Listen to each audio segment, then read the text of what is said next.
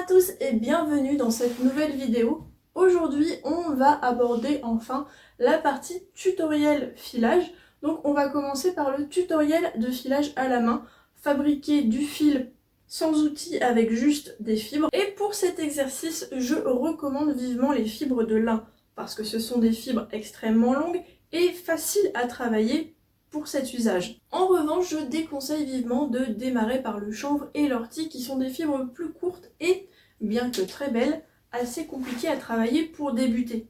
Une fois que vous aurez pris la main, vous pourrez expérimenter ces fibres si vous le souhaitez.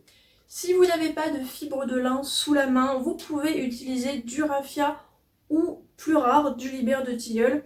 Alors assez rare à trouver, moi généralement je le fabrique moi-même. Mais pour ceux que ça intéresse, de temps en temps, sur la boutique Archeo Shop, je vous mets le lien en description, on en trouve. Donc vous aurez besoin simplement de fibres, raffia, Libère de tilleul ou lin. Pour vous fournir en fibres de lin, il y a deux options. L'option pas chère, vous allez dans un magasin de bricolage et vous demandez de la filasse de lin. En général, on peut en trouver au rayon plomberie. Voilà, une astuce. Alors ce sera pas du lin de qualité textile, mais ça va. Autre option, si vous souhaitez faire un geste pour un très beau projet, je vous conseille de vous inscrire sur le site Berthas Flax. Alors je vous mets le lien pareil dans la description, il y a toutes les infos. Alors vous avez accès à une boutique à condition de devenir membre, hein. La boutique est réservée aux membres, vous ne verrez les prix affichés que si vous êtes membre. Par contre, c'est quand même de la très bonne qualité de lin, il y a vraiment différentes gammes, il y a même du fil, il y a aussi des tissus. Assez exceptionnel. Je vous laisse un peu découvrir le projet si vous voulez, je pourrais refaire une vidéo pour en parler un petit peu, parce que c'est un très beau projet. Alors je ne suis pas à l'initiative de ce projet, hein, c'est vraiment, je fais un peu de pub parce qu'ils le méritent, et aussi parce que les articles qui sont dans leur boutique valent vraiment le coup. Donc n'hésitez pas à vous inscrire, même en prenant l'option de base, hein, je crois que c'est à 25 € ou quelque chose comme ça. Vous avez l'accès à la boutique et les tarifs sont raisonnables, je trouve, pour la qualité que ce site propose. Donc si vous êtes équipé en fibre, eh ben on passe au tutoriel. Alors simplement vous prenez des petits morceaux de fibre. Hop. Voilà.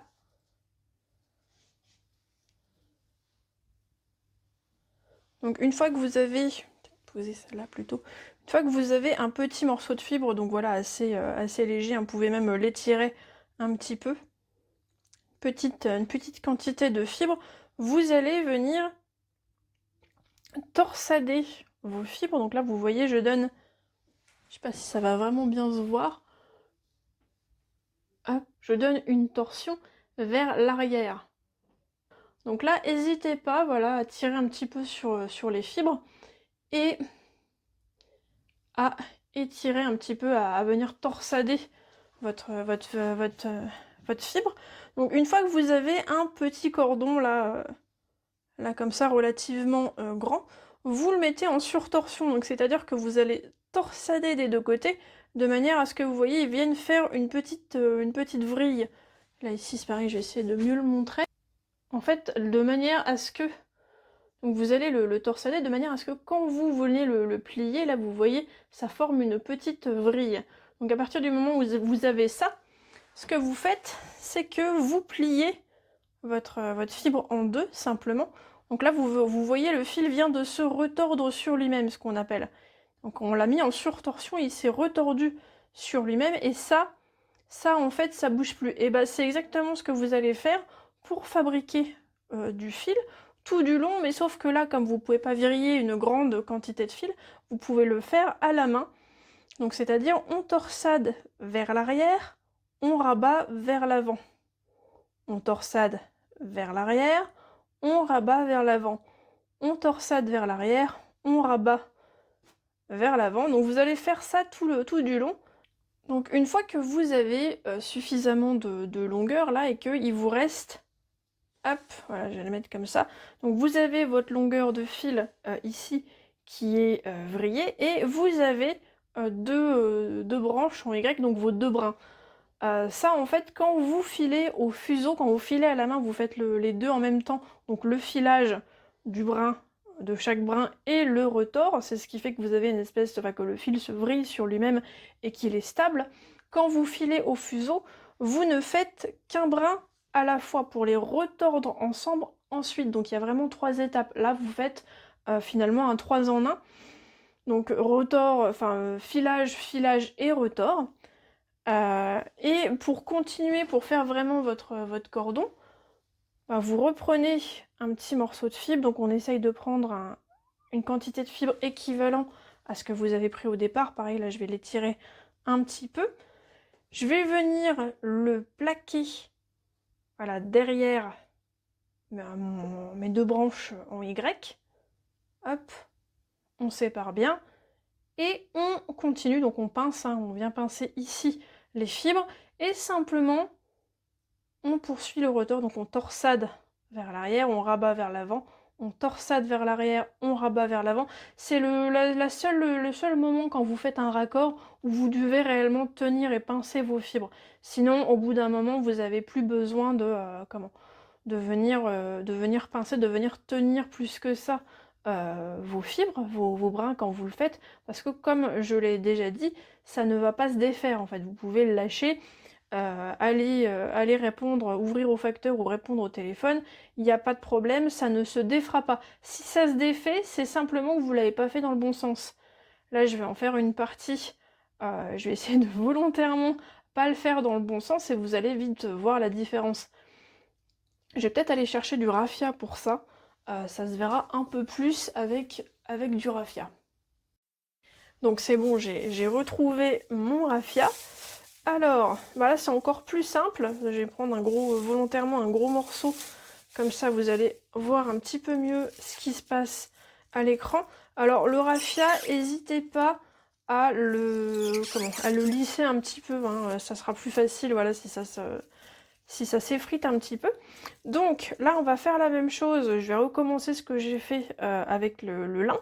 Donc on vient torsader. Voilà, donc là des 2 côtés. Hein, hop. Et une fois qu'on sent que la vrille, voilà, que ça, il y a beaucoup de tension, on vient plier. Et vous voyez, ça vient se retordre en fait sur lui-même. Le fil a envie de se retordre sur lui-même. Donc à partir de là, vous venez serrer votre vrille, là, ici, qui a vraiment envie de se retordre, de partir.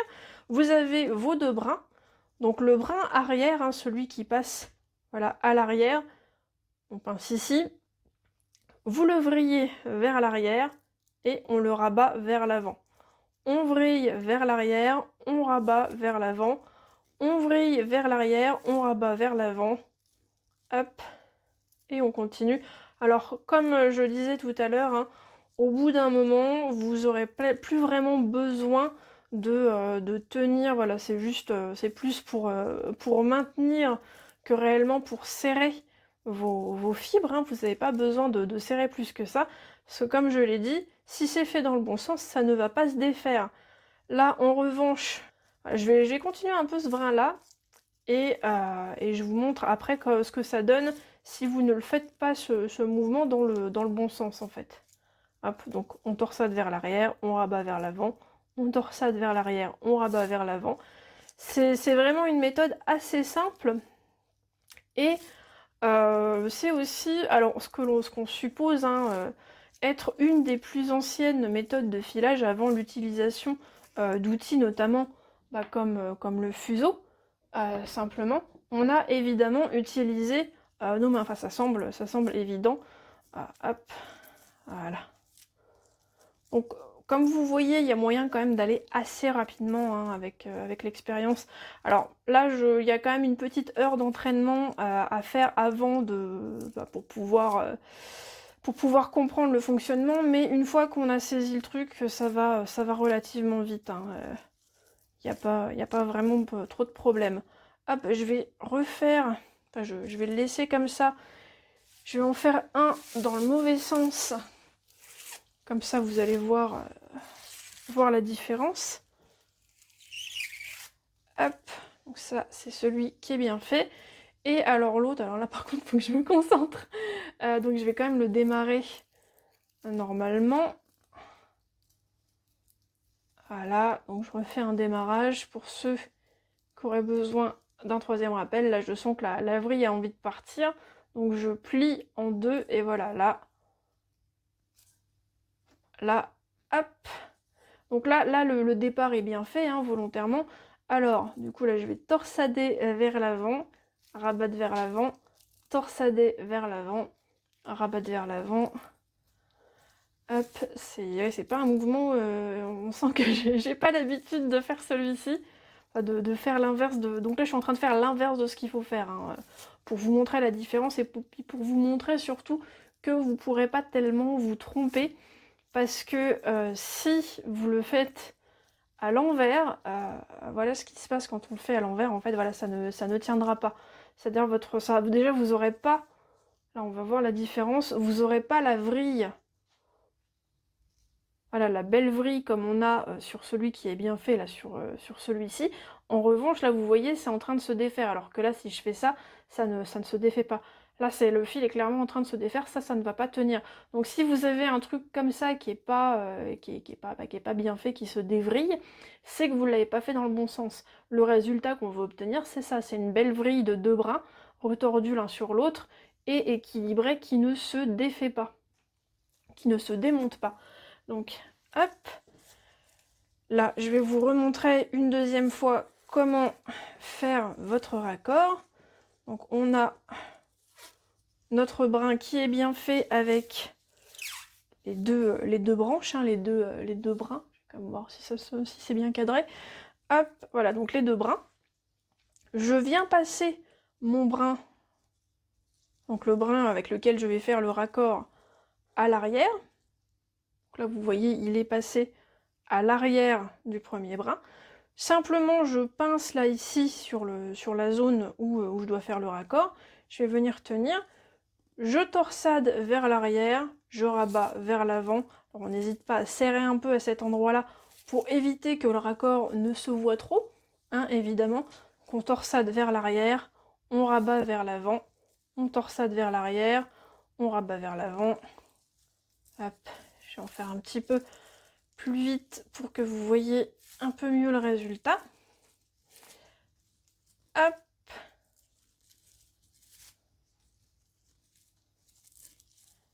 Voilà. Donc c'est aussi très addictif, hein. Moi généralement quand j'en fais, je suis capable d'en faire plusieurs mètres devant la télé.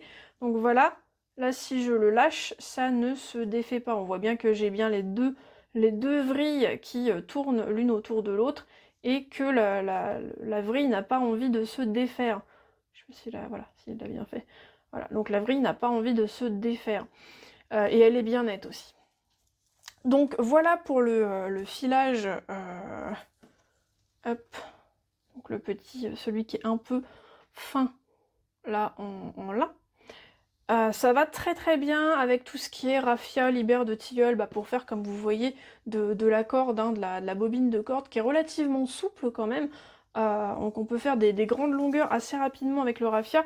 Avec le lin, ça demande, je dirais que c'est un peu la partie intermédiaire, ça demande quand même un peu plus de maîtrise, mais là, les fibres sont quand même relativement longues, donc ça va.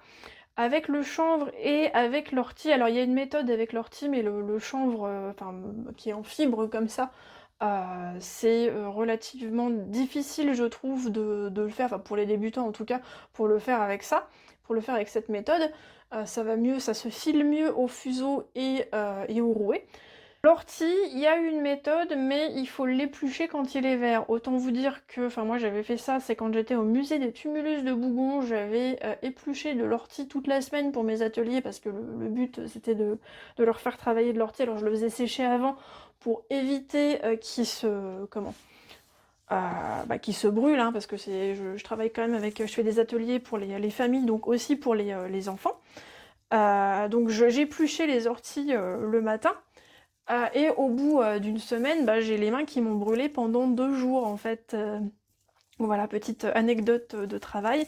J'ai les mains qui m'ont brûlé pendant 2-3 jours. Non-stop, par contre j'avais une très bonne circulation sanguine, hein. Je pense que j'ai jamais eu la circulation qui fonctionnait aussi bien. Mais voilà, donc si vous épluchez des orties, faites-le quand elles sont mouillées, enfin quand elles sont humides, genre après la pluie, ou trempez-les dans l'eau avant. pour éviter de trop vous brûler, mais vous allez quand même vous brûler les mains, hein, vous faites pas trop d'illusions sur ce sujet. Et en fait vous les laissez, donc vous les épluchez, c'est l'extérieur de l'enveloppe de l'ortie que vous souhaitez avoir dans ces cas-là. Vous épluchez votre ortie, vous gardez l'extérieur. Vous le laissez sécher une petite heure, alors pas trop longtemps parce que sinon ça devient trop dur, en fait il y a trop de débris de végétaux. Donc vous le laissez sécher une petite heure et après avec vos fibres, alors l'intérêt d'éplucher de l'ortie c'est d'avoir des fibres, de garder des morceaux qui sont suffisamment longs. Une fois que vous avez votre ortie, bah, vous pouvez le vriller de cette manière-là. Alors faut beaucoup d'ortie pour faire de la cordelette, hein, vraiment. Avec du raffia ou du libère de tilleul, vous aurez de plus grandes longueurs et avec moins de douleur, hein. Je rappelle, les orties, moi ça me dérange pas, mais ça pique quand même, au bout d'un moment ça brûle. Donc voilà, je vais montrer une deuxième fois quand même le raccord, histoire d'être sûr que ce soit bien passé à la caméra. Peut-être un morceau un peu plus épais, histoire d'être cohérent avec le reste. Là, désolée pour les bruits, ça crisse un peu les fibres du raffia. C'est du raffia que j'utilise. Donc, j'ai mes deux patounes. Là, une patoune, deux patounes. On passe derrière le Y, derrière les deux patounes. Je viens tenir ici. Donc là, j'ai mon brin avec le raccord, le fil de raccord qui est plus long. Hop, on torsade, on serre bien à cet endroit-là. On torsade, on passe vers l'avant, on torsade vers l'arrière, on passe vers l'avant, on torsade vers l'arrière, on passe vers l'avant. Hop. Voilà. Et là, on voit un petit peu, voilà, le raccord. Alors avec l'expérience, les raccords se verront pas trop. Le premier que j'ai fait, bah, si on le voit, voilà, il est ici, un petit peu au-dessus de mon pouce.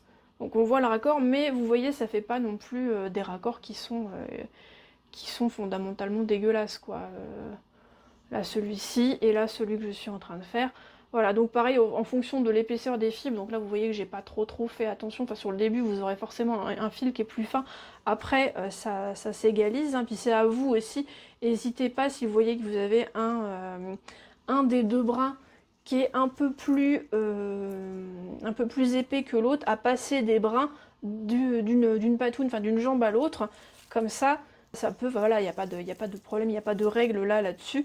Vous pouvez parfaitement rajouter un peu de brin, un peu d'épaisseur sur un des deux brins en enlevant de l'autre pour équilibrer, histoire d'avoir un cordon, un fil équilibré. Et alors là, je vais peut-être aller vous chercher un truc, parce que ça va, histoire de vous montrer un peu ce qu'on peut faire avec ça. Donc voilà ce qu'on peut faire avec ce type de cordelette, hein. Là, on est sur un étui de couteau type Ozzy. Alors, essayer de sortir la lame sans rien casser. Donc la lame d'Ozzy ressemblait pas à ça, hein, et elle n'était pas en obsidienne. Là, c'est nous qui avons craqué pour ce modèle-là, mais c'est pas le modèle qui est adapté pour ce type d'étui. Dans tous les cas, ça c'est fait, comme vous pouvez le voir, avec du libère de tilleul, de la cordelette en libère de tilleul. Alors c'est pas moi qui l'ai réalisé, c'est Archéo Fabrique. Ils travaillent, des collègues et des amis qui travaillent pour beaucoup de musées, notamment dans le sud de la France. Ils viennent de temps en temps dans le nord, c'est toujours un plaisir de les croiser. Ils font des mallettes pédagogiques pour les musées, et pour les animations aussi, je pense, hein, pour les particuliers, si jamais vous faites partie d'une association et que vous avez envie de mallettes pédagogiques pour toutes les époques, hein, là ils font. Et ils travaillent très bien, ils m'avaient offert ce petit étui, donc une reproduction de l'étui de couteau d'Ozzy. Ça m'avait beaucoup touchée en fait quand j'étais au musée des tumulus de Bougon. Je travaillais avec eux sur une semaine d'animation. Donc voilà, voilà ce qu'on peut faire. Le type d'objet archéologique qu'on a retrouvé en tout cas dans les fouilles et qui était fait en fibre. Donc voilà, c'est tout pour cette session de filage historique à la main pour apprendre à faire du cordon et ce qu'on peut faire avec. J'espère que cette vidéo vous aura plu. Moi, je vous souhaite une très très belle journée et un très beau printemps. On se retrouve très vite pour une nouvelle vidéo. Normalement la vidéo filage au fuseau devrait suivre dans très peu de temps parce que je les ai tournés plus ou moins en même temps. Je vous dis à très bientôt